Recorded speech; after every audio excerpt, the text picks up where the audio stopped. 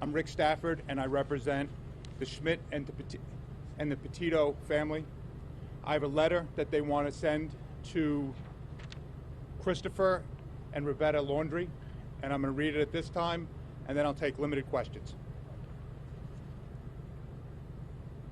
Christopher and Roberta Laundrie, we are writing this letter to ask you to help find our daughter. We understand you are going through a difficult time, and your instinct is strong to protect your son. We ask you to put yourselves in our shoes. We haven't been able to sleep or eat, and our lives are falling apart. We believe you know the location of where Brian left Gabby. We beg you to tell us. As a parent, how could you let us go through this pain and not help us?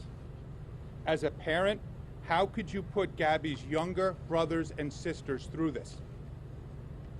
Gabby lived with you for over a year. She's going to be your daughter-in-law. How can you keep her location hidden? You were both at Jim and Nicole's house. You were both so happy that Brian and Gabby got engaged and were planning to spend their lives together.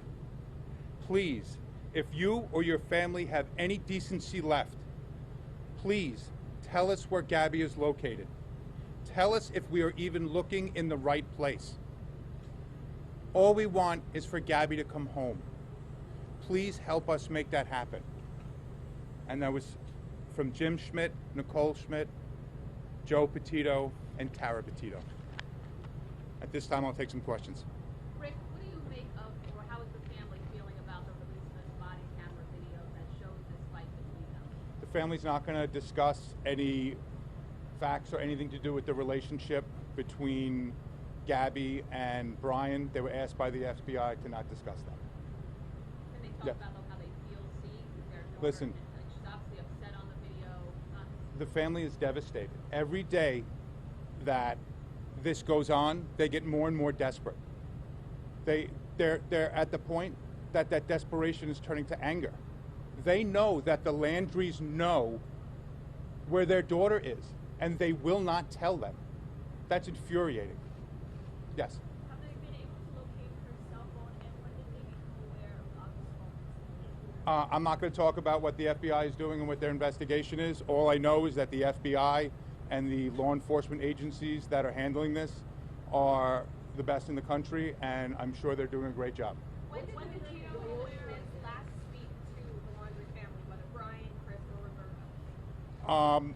I know they reached out on Friday the 10th, and I believe again on the 11th, and the Laundries refused to answer those. They stayed silent.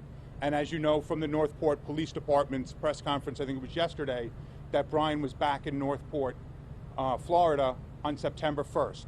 So that was over a week later. And Can you provide a little bit more of a characterization of what the message was to the Laundries at that time? I will not. Mr. Stafford, just to get a little bit of a timeline, how long was the couple on Long Island before they headed to Wyoming, and where did they go along the way? So we kind of have an idea more about the trip. I know they were out here. Gabby's brother had a graduation from a local high school, from their school, and she came up for that to spend time with their family. And then I believe on July 2nd, they began their trip. When did the parents become aware of the incident? I'm sorry. The incident on August 12th. They become aware. I'm not going to discuss when they became aware of the videos or anything to do with the videos. Thank you. Were they aware of the incident? Wyoming. Were they aware of the incident at any time with August 13th, 14th, 15th? Were they aware that that happened? Again, we're not going to discuss anything about that incident. We were asked by the FBI to not discuss it. Okay, in regard to the presser today, Mr. Schmidt, can you give us the latest on him? Is he working on some type of a search, a grid search? Jim Schmidt is out in Wyoming, as you guys know. He felt he needed to be there. We have family in New York and in Florida, and he felt he needed to be out there to be be the contact person as well as to do what he can out in Wyoming. I'm not going to get into his specifics, what he's doing, but again, the whole Petito and Schmidt family is doing everything they can to find Gabby. In regards Yes. to the Florida presser, the police chief who gave that today, he said that Landry's lawyer provided some property that they requested. Do you know anything about that? We don't know anything about that. Again, I'm not going to comment on what the police are doing. I know they're doing a great job. And I just hope everyone, again, pulls together and helps us find Gabby. And again, from what I've been seeing for the last few days, everyone is doing that, but Brian and his family. In regards to the questions they were asking about ADD, not ADD, the mental OCD and the conditions or the disorder that she was referring to. Is there any comment on that? I'm not going to comment on that. Remember the August 30th text? Is there any other, she had implied she had received a message on August 30th that wouldn't detail, like, can we talk about that now? I'm not going to get into the content of the message. I believe that's out there. It could be. But what I will say is that the Petito and Schmidt family don't believe that message was sent from Gabby. And Mr. Stafford, they were engaged. We've heard kind of varying things, but according to the letter, they were at the time of, as of 2 weeks ago, were they still engaged?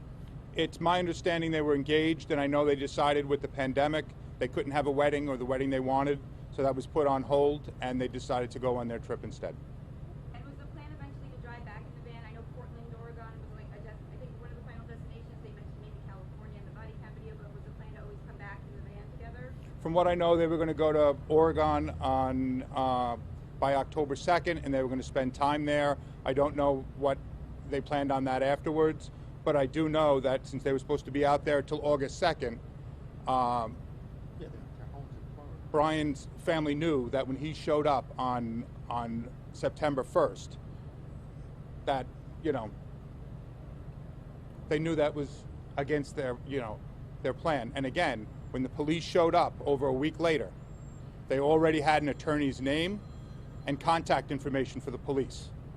So again, we're asking the Laundrie family to come forward and tell us what you know. Tell us at least where to look.